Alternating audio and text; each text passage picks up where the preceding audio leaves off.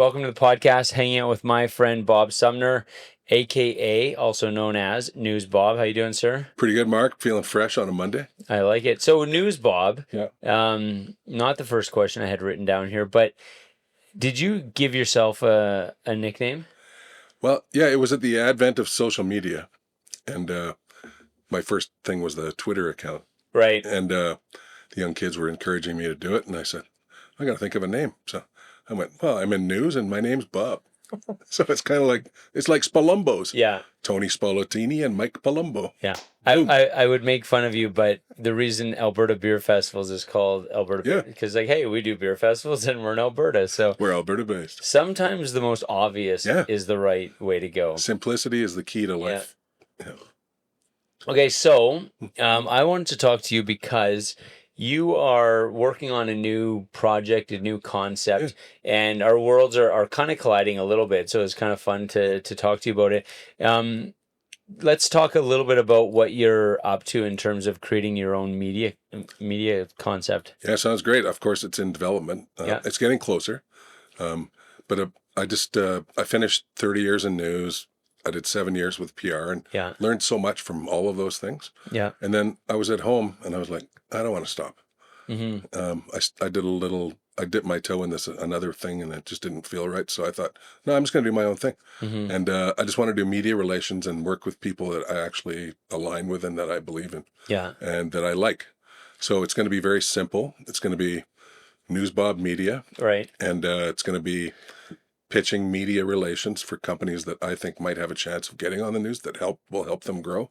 Nonprofits. I'm going to be looking at adopting a pro bono client, and then I'm really looking forward to working with you too. So, yeah. Well, we've talked about it over the years, and and we've kind of dabbled, but it's just never seemed like the timing is off. So for this, it just seems like now that you have. You're in that brainstorming phase and it's kind of like, okay, well, I think things might work out this time. So I'm excited for that. Yeah. You mentioned just now, you said, when you were, you quit your last position and you're sitting at home and you're like, I don't want to quit. Like where does that desire to just keep going? Cause you could probably easily retire. What's the idea that you, why do you not want to quit? I just feel like there's still a lot more for me to accomplish in this life. And, it could be in volunteering, I suppose. I'm going to do a bit of that as well because like this Newsbob Media, I want it to be just vibrating just above retirement. Right. Right. Yeah. A little busier than a hobby. Yeah. Be serious about it. Yeah. And also I've got all these great connections that are still active. Yeah. So I just don't want to lose that. Right. I think it'll keep my brain active. Yeah. Which, my brain, it's very active anyway, but I just don't want it to go into a stall. No, absolutely. And I've seen a lot of people stop work. Yeah. And they have no direction in their life. Like they have nowhere to go. Right. And I just don't want to be that. I don't want to be that person. Yeah. Plus my wife's a bit younger, so I kind of have to keep going. Yeah. She's not stopping. So I guess you got to keep going. And it's nice. You want to earn too much more money. You just want to earn enough to make your life a little bit more comfortable. Yeah. And still stay in the game. Yeah, no, absolutely. Yeah. So the one idea that we've been working on and growing over the last couple months is Après Media. Yeah. And so for me, the reason why we created Après Media was we want to share stories, whether it's chefs, breweries, distilleries, outside of festivals, because I think festivals are a great way to connect people, but it's also nice to kind of share stories outside. So that's where it really seemed logical to kind of partner with you, because to your point, you have such a huge network of people that you've met and you've become friends with over the years.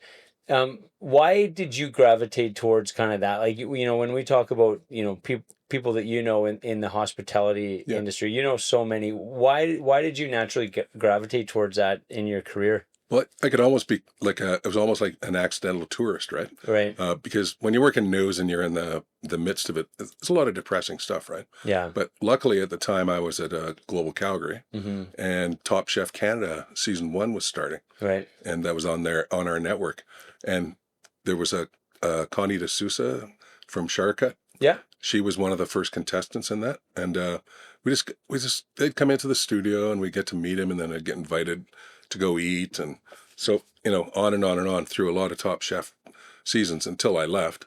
And then about that time I arrived at CTV, and just before I left Global, the craft brewing industry was just really starting to bubble. Right. And I started meeting, obviously, Jim, R.I.P. Jimmy, but just seeing that community, like I remember Big Rock, all the things they did for the community. Yeah. And I thought, well, this is good for my soul to meet these people and try and elevate their brands a little bit. Right. Because honestly, like the murders and all the other stuff really gets you down.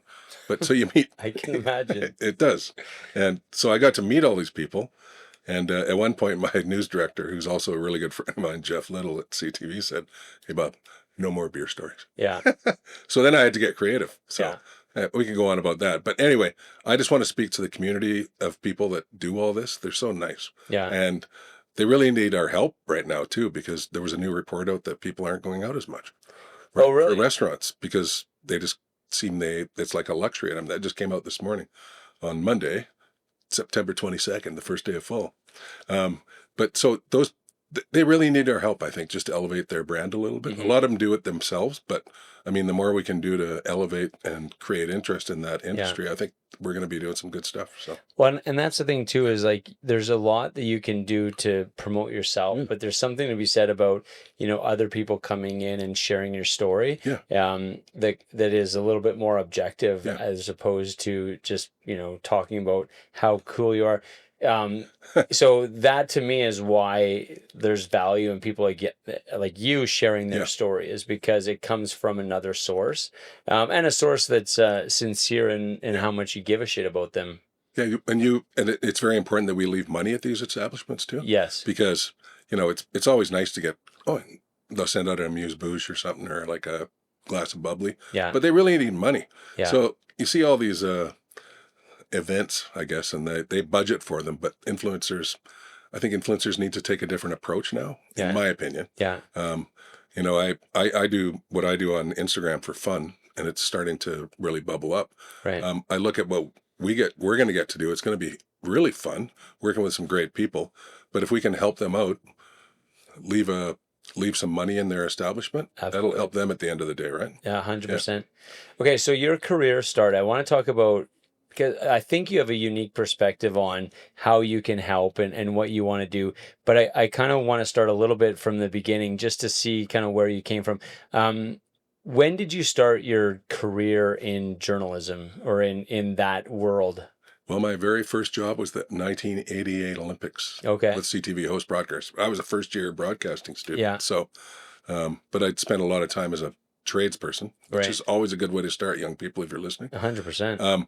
But then I got into SAIT when I was 29 and graduated. But luckily, I worked on the Olympics. I got to work on a show called Kid Street in my first year. Yeah. And I had to go back and be a pipe fitter for the summer to make enough money to finish second year, which I did before first year. And then in second year, I got to work on Kid Street again. Yeah. And Spruce Meadows, just, working out at Spruce Meadows with the Southerns. It was really cool. Yeah.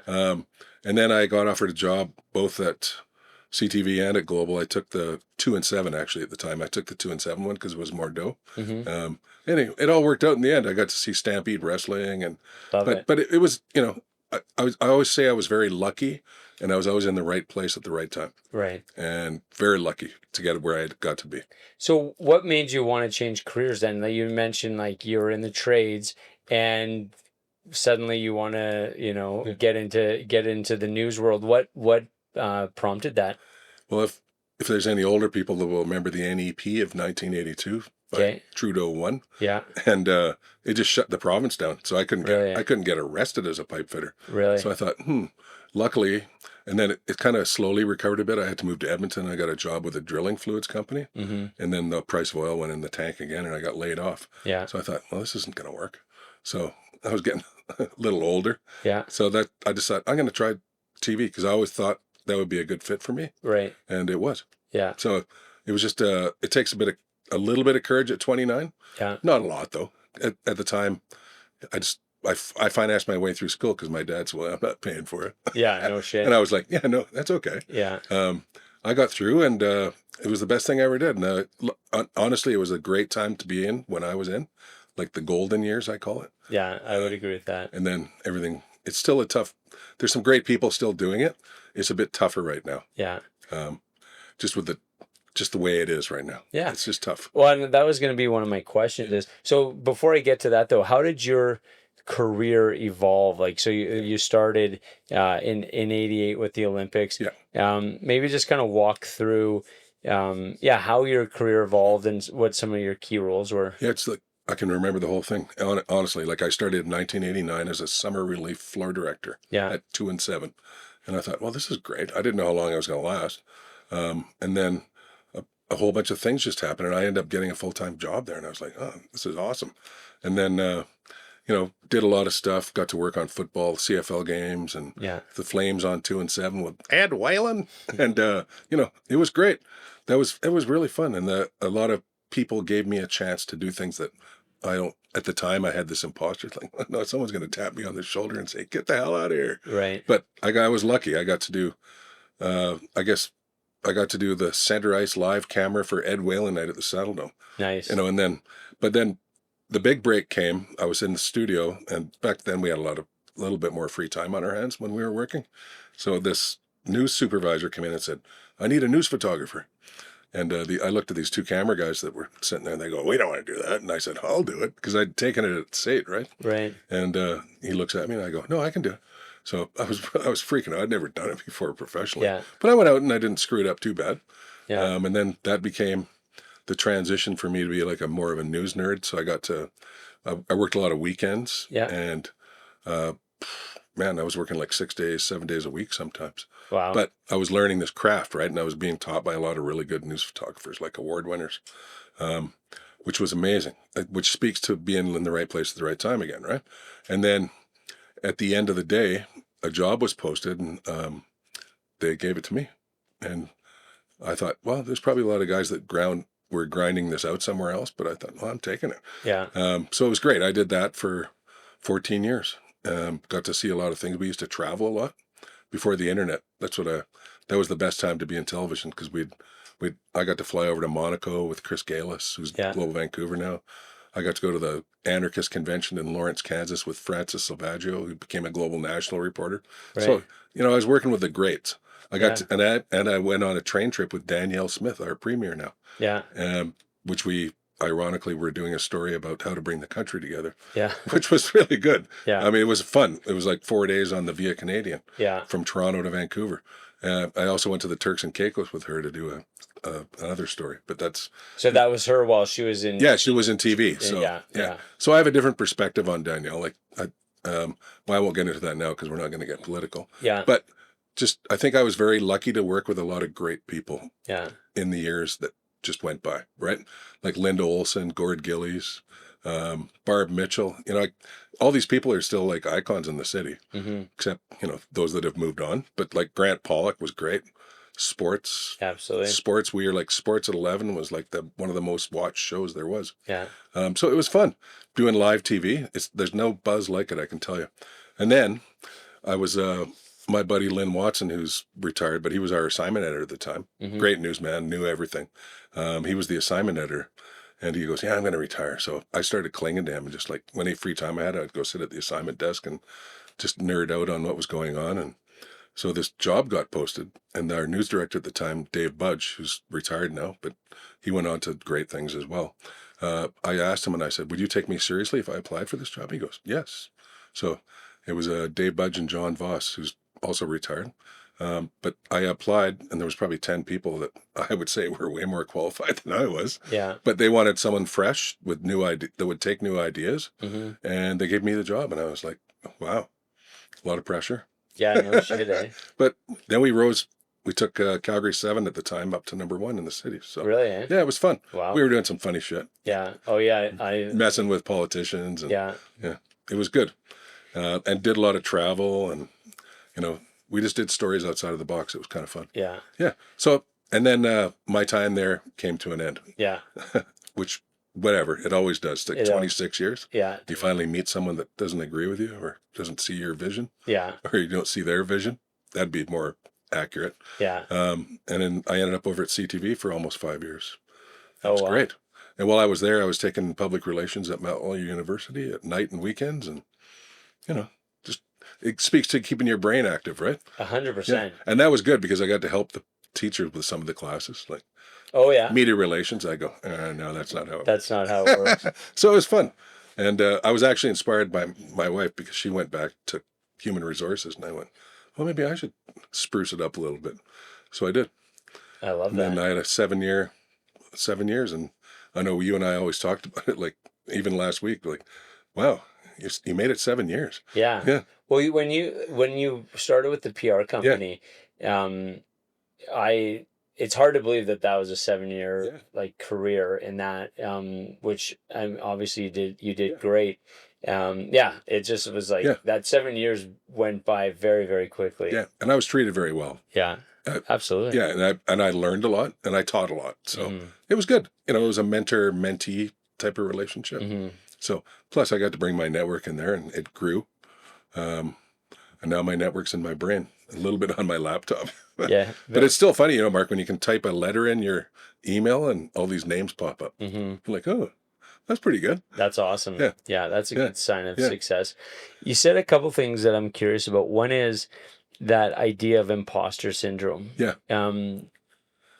Did that ever fully go away for you? I don't think it ever, for me, I don't think it ever will. Yeah.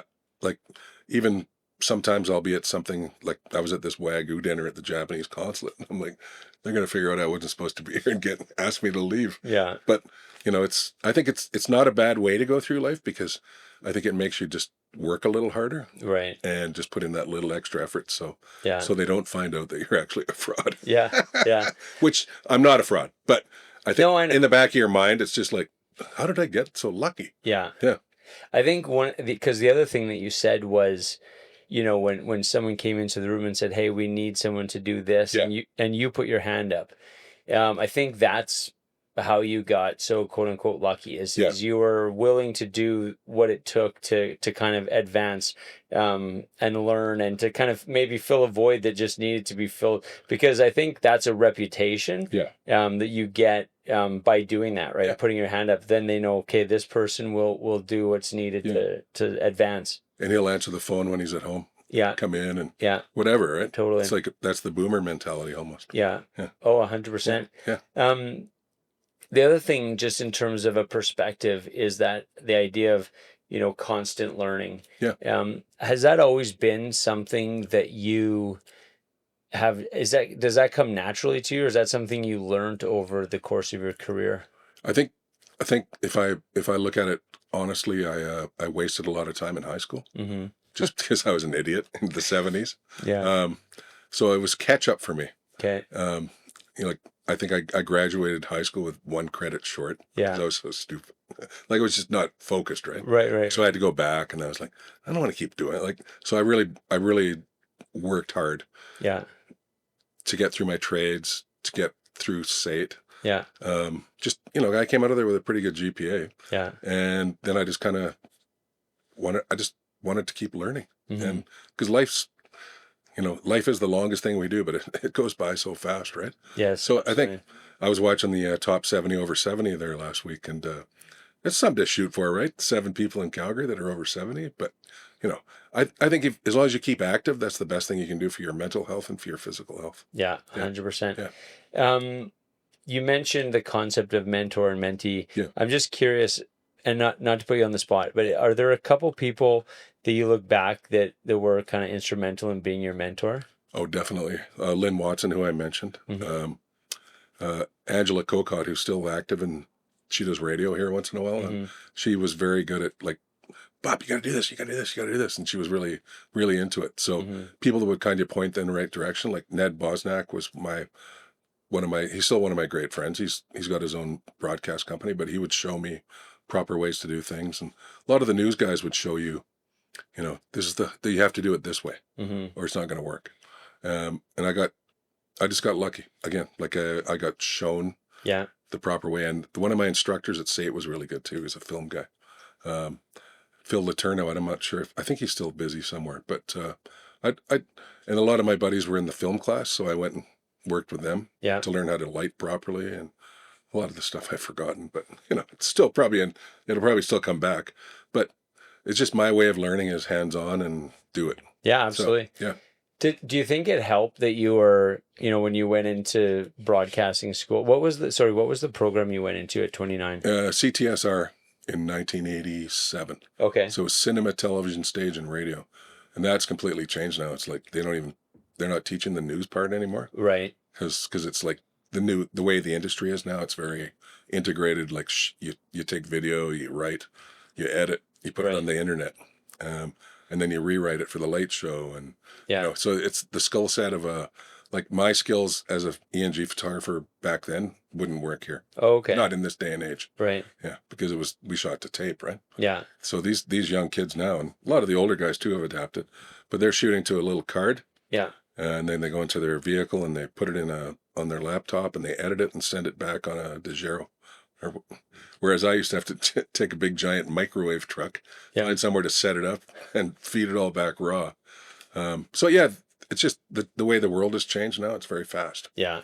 But do you think being, and even when I say older student, it's not that you were still in your 20s when you went back to school, but did it give you kind of a different perspective that maybe if you would have went right out of high school, you just wouldn't have had, in terms of knowing that you really wanted to absorb and capture as much as you could? Yeah, I don't think I would have been as successful if I had gone when I was young, because I wasn't focused on anything. But I would love to see Bob as a teenager. Yeah, it was pretty crazy. You've seen the haircut. But I just like right place, right time, right? And then I actually got dragged into the modern age. Like, well, you got to start using emails now. And I'm like, what's that? It's like first email I sent, I'm like, where the hell is this going? Yeah. Honestly, I said that out loud. I was like, this makes no sense to me. Yeah. Social media was like, this is weird. Yeah. Well, I was curious about that. Like through your career, just the evolution of technology, right? Like to your point, like you're in this big van, sending raw material back to where it is now. What were some of the kind of major milestones where you realized, oh shit, things are changing as you went along? Well, I think it started when the typewriters got tossed out. Yeah. And I was like, oh, neat. They had these little computers with floppy disks. Mm-hmm. The very first computer. Yeah. Very slow. But then you had to print the script, right? Mm-hmm. Tape it together. So when I guess you could say when the teleprompter went away. Yeah. Like from feeding paper through, that was probably the first advance in television. Oh, okay. Yeah. And then the microwave truck came in, and it was several years after that these little portable transmitters would, you'd plug them in and they transmit over the air. Yeah. Like broadband, like big giant waves of video. And now, I guess social media was the big change in the internet. Yeah. When we evolved into an internet world, because that's when travel stopped. You didn't have to send a camera guy anymore. You just phone, Siegfried in Germany, and hey, can you shoot this for me and feed it back in a Dropbox? And that changed the whole world. Yeah. And it's just, it's a different world now. It's just everything's instant. Like we used to promote a story for a week. Oh, tune in on Friday. We're going to have a great story. Right. And no one else had it. They didn't know what you had, right? Right. And now it's like, oh, I'm down at this thing and you're posting it on Instagram or LinkedIn or Twitter. And everyone knows. And everyone chases it. So what is, because you use the word evolve. Yeah. And sometimes it doesn't feel like evolve to me implies constant improvement. Yeah.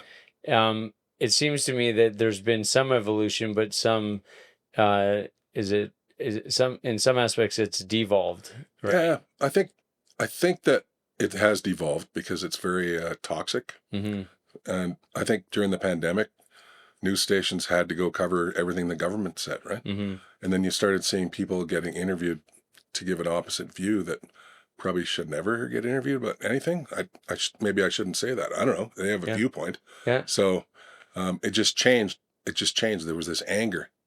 And people started mistrusting everything. Mm-hmm. And I think they still do to this day and age. Yeah. Like you look in the US and it's like, oh, who do you watch, right? Yeah. But I know I worked in a newsroom and we would endeavor to get both sides of the story every time we did a story. Right. I think they still try to do that.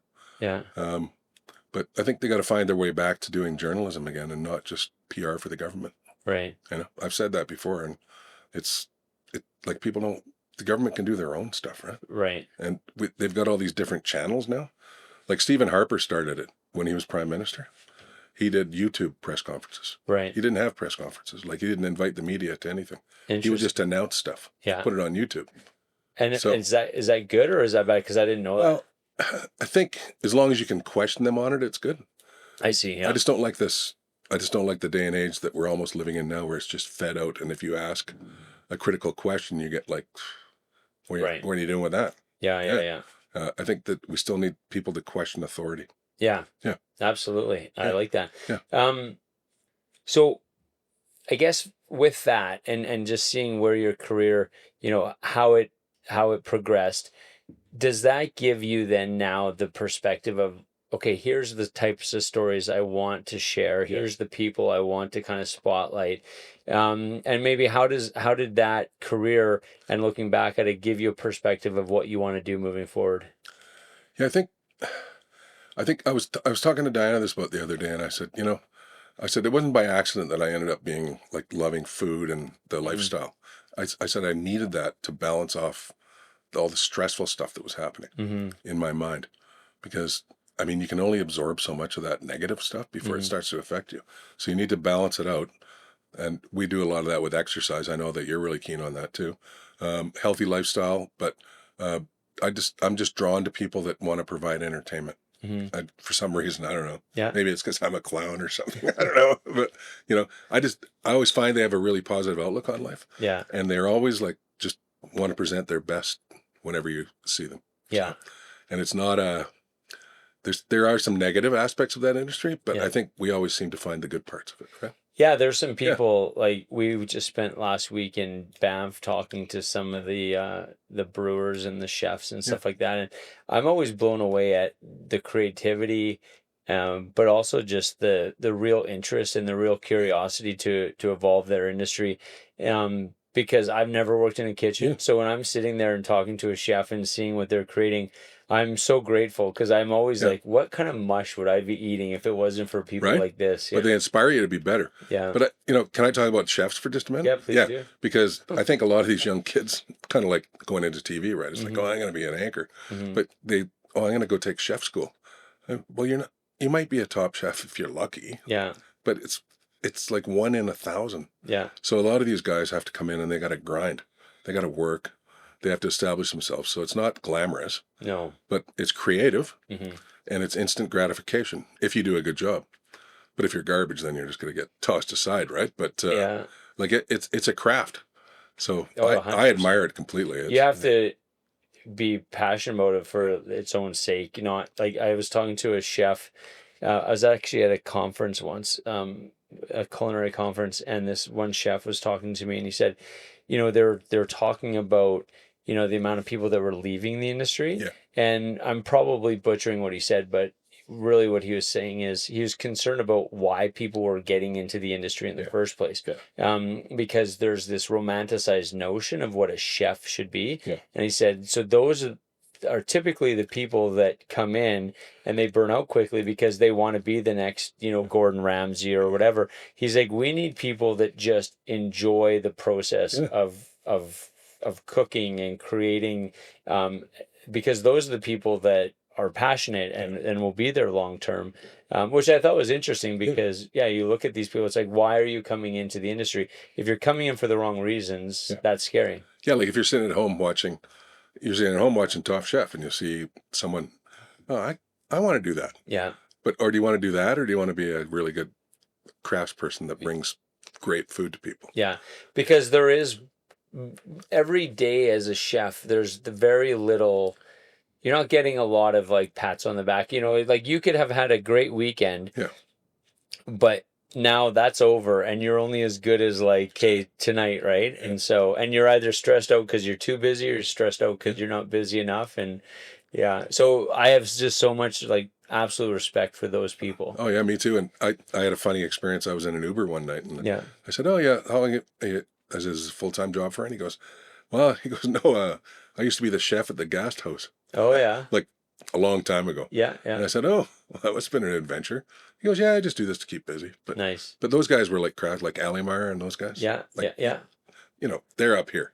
Oh, 100%. And they love it. And they, worked their asses off to Oh, get yeah. there. Yeah. Yeah. And so well deserved, Yeah. 100%. And that's the thing is that's, when you talk about the masters, their careers brought them to that. So it's all about like, okay, what is like the arc of your career? Yeah. If you're expecting to get there in the first, 5 years, that's a result of a life of, committing yourself to being a chef Yeah. for your entire life. And then maybe you'll get there. Yeah, and it's not like you, it's 5 o'clock. See you guys tomorrow. No. Well, Michael Elmeyer, for example, he, he's good friends with Vikram Vij. Yeah. And just the story of like Vikram's biography, they talk about how, when Vikram was starting his restaurant, because they had worked together in Vancouver.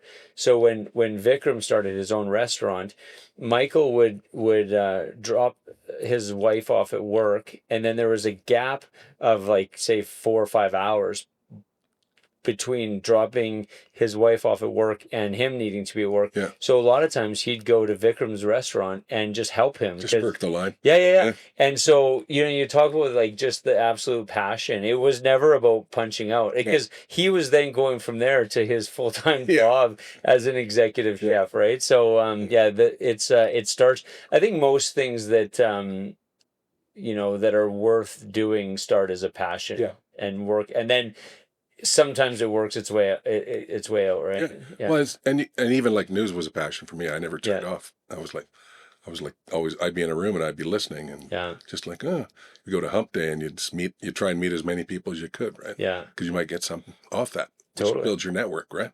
You can, and if you don't have a network in editorial, you're nothing. So, it's just, if you have a passion for it, like you have a passion for everything, you don't jump in lightly on anything. No. You guys, the whole team here is just like, we love this. Yeah. And you can see it when you go to the festival, right? Yeah. No, we 100%.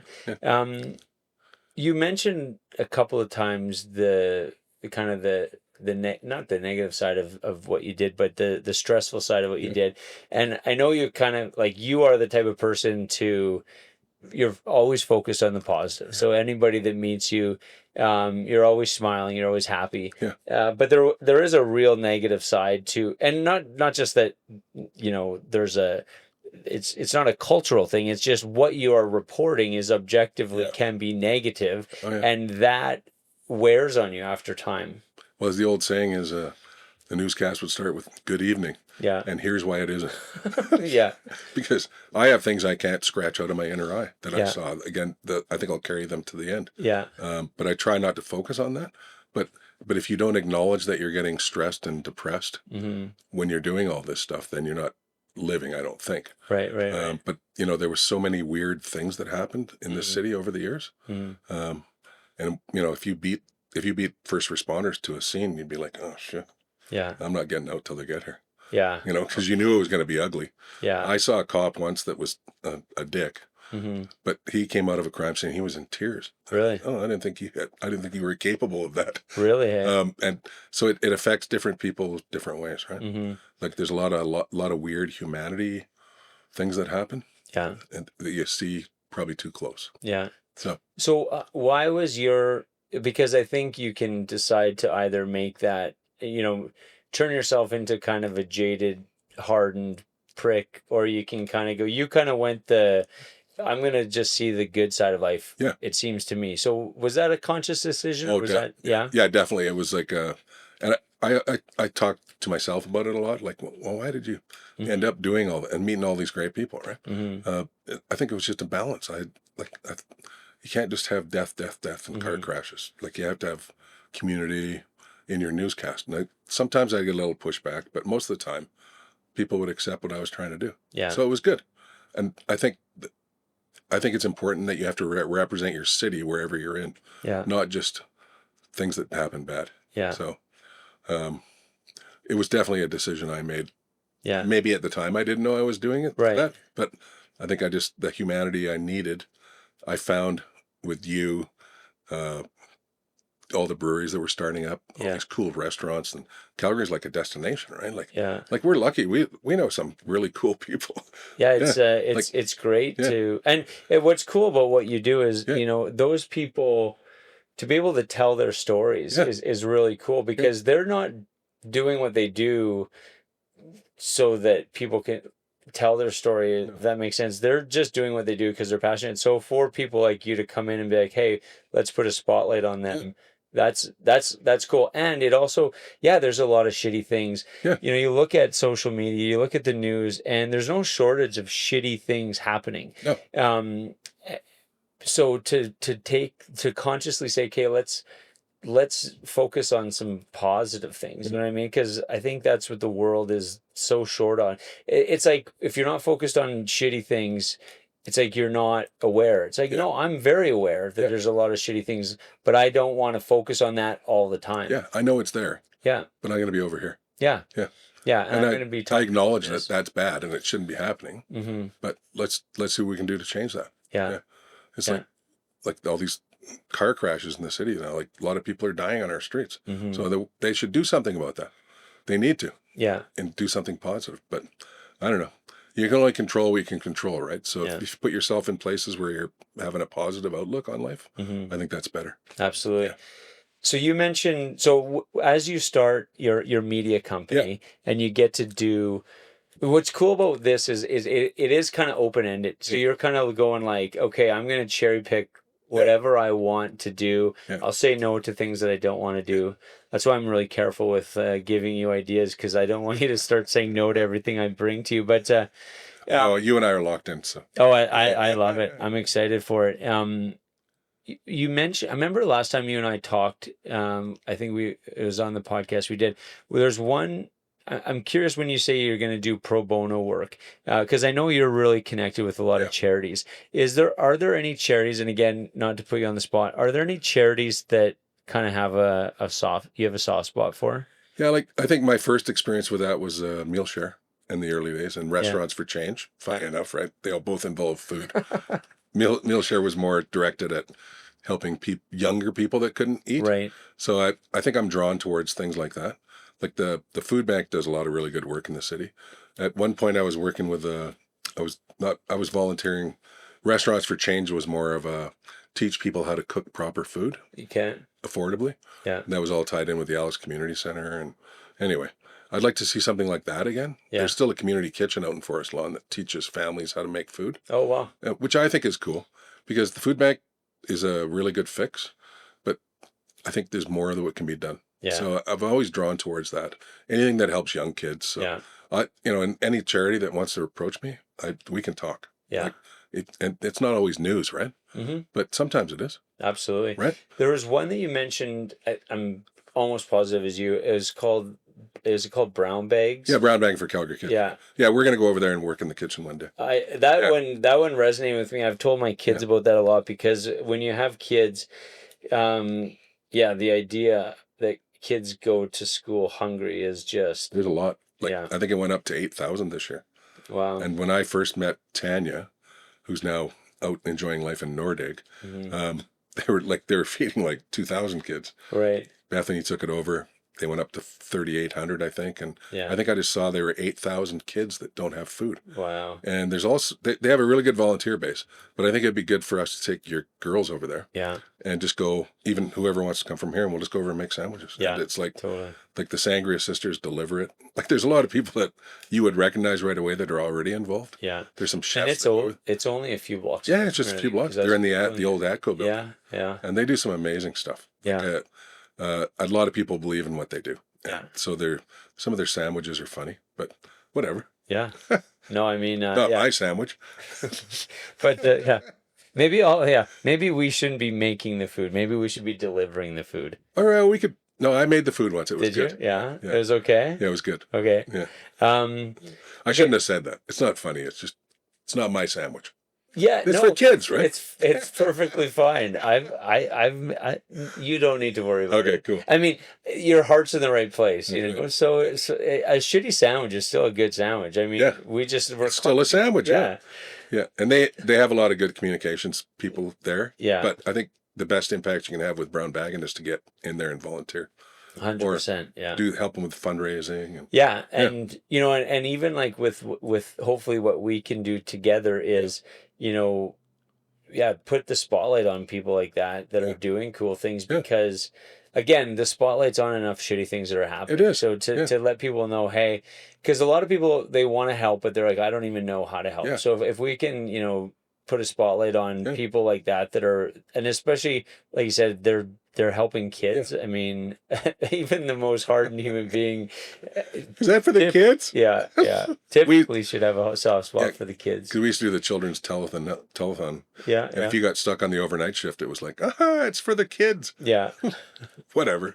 Just do it, right? Yeah. Suck it up. 100%. And that was the other thing. Whenever I thought I was having a bad day as a camera guy, Yeah. I'd get sent to the children's hospital. And you want a quick wake-up call? Yeah. You're not having a bad day.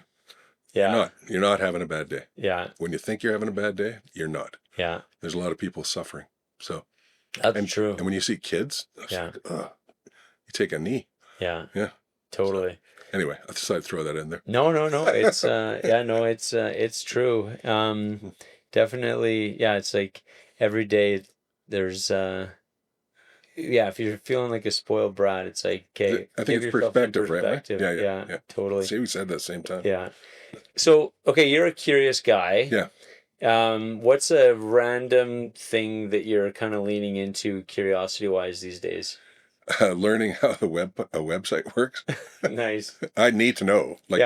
And just, I want to learn off the young people that you have here. Yeah. And anyone. I just want to learn more. Yeah. So if I can fill my brain up with more knowledge, I think I better focus on web pages though. Yeah. Just learn how it works. So you're creating your own. What's the media coming in to be called? I think it's Newsbob Media, and the web page is going to be newsbob.ca. Hopefully that all works out. Newsbob.ca. Yeah. Okay. But I'm calling it media because media is everything, right? Yeah.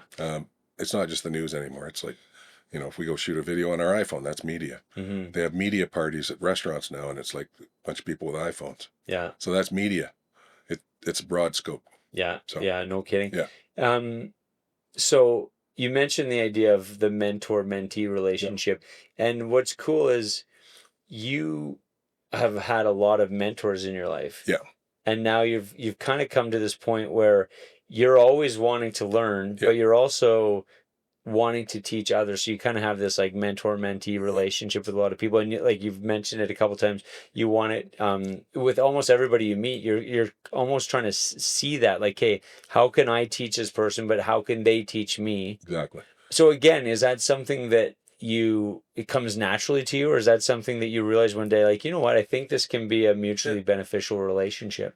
Yeah, it just comes naturally. Like I'll listen to somebody and all of a sudden just go, oh yeah, I know something about that. We'll talk, right? Just you hear things and you can jump in. One of my favorite things is, have we met before? Yeah. And that's a great door opener. That's just a creepy pickup line. Yeah, it could be. You're just redoing creepy pickup I'm beyond lines. Creepy. Yeah. Hopefully. And if I was, I apologize. Yeah. But I think if you have to be naturally curious, or you're just not going to learn anything else. Oh, 100%. Do you think that, like, one of the things when I think back to my life, and like I went through, I'll say, a lot of boring years, I'll say. Yeah. I'm not saying that I'm an interesting person. I'm saying I was bored for years. Yeah. And when I think back to it, those were my least curious years. Yeah. And so the second you become curious, it's almost impossible to be bored. Yeah. Yeah. Yeah, because you're always learning, right? Yeah. It's just like, wow. Like I was up in Jasper and I was like curious. I wanted to see all the things that were damaged. Yeah. Things that I remembered from before. I wanted to go see where they were. Mm-hmm. I'd be looking at the ground and I'd see new growth and I'd be like, this is awesome. Life has a way, right? Mm-hmm. Life finds a way back. Yeah. So I'm just lucky. I have a lot of young people in my life that kind of push me. Yeah. And a lot of older people that kind of shake their heads, but whatever. Yeah. I think it's fun. It's going to be fun being me for the next couple of years. Oh, I think the idea that you have that perfect balance, I feel like, is you want to continue to learn, but you also want to, share what you've gained for knowledge over the years. Yeah. You have to be the mentor. Yeah. And if you can pass your knowledge on to the next generation, if they're interested in hearing about it, then you should. But I think that's why Yeah. they are interested when you approach it, because you approach it, you don't approach it from gather around everybody, I'm going to pontificate. It's a It's balance. more of a Shelbyville story. Yeah, but it's a balance. Like, you're as interested in learning Yeah. from that person, regardless of what age they are, right? Yeah. So you're as interested in learning from them as you are sharing your knowledge. And I think as soon as you approach a situation like that, the other person is much more receptive to listening. Yeah. I met a young kid. He's the videographer for Rosso Coffee. Mm-hmm. He's from New Zealand. He was a news photographer over there. Mm-hmm. And so we were talking. I said, "Oh, I did that for a long time before the internet." And he kind of perked up, right? He's like, "Oh yeah, how was that?" I go, "It was a lot What do you more mean before relaxed. the internet? There was a before the internet? It was more relaxed. We'd go to the St. Louis and drink beer with Ralph Klein." Yeah. But it's the world changed, and we all had to keep up with it. Yeah. I had a lot of guys that didn't want to keep up with it, and they didn't. Yeah. They're just not doing anything. Well, yeah. Yeah. I remember once someone was bragging on the news that it was some CEO of a company that they didn't know how to use a computer and they didn't know how to email. And I'm like, that's a weird thing to brag about, I know. because there's a lot of people going, uh-oh, this guy is... Who's doing it for you? Yeah. So, yeah, you're right. Whether and you don't have to, be into everything. You don't have to be on Twitter and social media, but social media is a concept. You have to understand it. Internet as a concept, and if you put that wall up and say, no, I'm not going to be curious about it, it becomes a wall. I worry about the people that think they have to get involved in world events when they're in Calgary. Mm-hmm. It's good to have those thoughts, but I mean, jumping in, I think that'll break you down mentally. Mm-hmm. Always jumping on negative things all the time. Yeah. That's just me though. I think maybe they enjoy it or something. I don't know. But like, I would never jump into the political fray. No. I don't even do it locally. I'm like, no, that's just a shitstorm. Yeah. It's like you're just opening yourself up to be attacked. Yeah. So I just don't see it. I don't see, I mean, what I do try to do, and I do try to come back to all the time, is because I get into the rabbit holes, I start looking at, I'm like, it just leaves me with this like empty feeling. I always try to come back to, what is there something that I can not control, but that I can contribute to. Yeah. And so that usually ends up shrinking my world back down to like my kids, my family, my friends. And again, a lot of the stuff that we can do, like where can we share stories, put spotlights on? Those are the things that we can't control. And I would rather, if at the end of the day it was a little bit more of a happy story, that kind of fills me up a little bit with a little bit better energy, because all the negative shit's still going to be there. Oh yeah. When we come back, so yeah. If we could steal from Les Nessman, like, may the good news be yours. Yes, right? Exactly. I think that's a better way to live. Yeah. Of course, there's always tragedies. Mm-hmm. Do they affect a lot of people, like a car crash? Mm-hmm. Like a car crash with small injuries. All right. Is that a news story? Maybe. I don't know. Yeah. I always just say it's got to go through the building. What? It has to go through the building for us to send a camera. What does that mean? Like a car, like it's got to be impactful. Oh, the actual vehicle has to go through the building. Okay. And on weekends, sometimes it just have to bounce off the curb and it would make the news, right? Yeah. So whatever. It's just the flow of life. Here's one more question about news, and maybe I'm wrong. I'm often wrong, but when I was a kid, it felt like the news was, there was like kind of like this like there was like, here's the news of the day, and it was kind of, it just seemed like there was specific stories that were news and stuff. It didn't ever feel like there was an agenda, or they were trying to weave a specific story. No.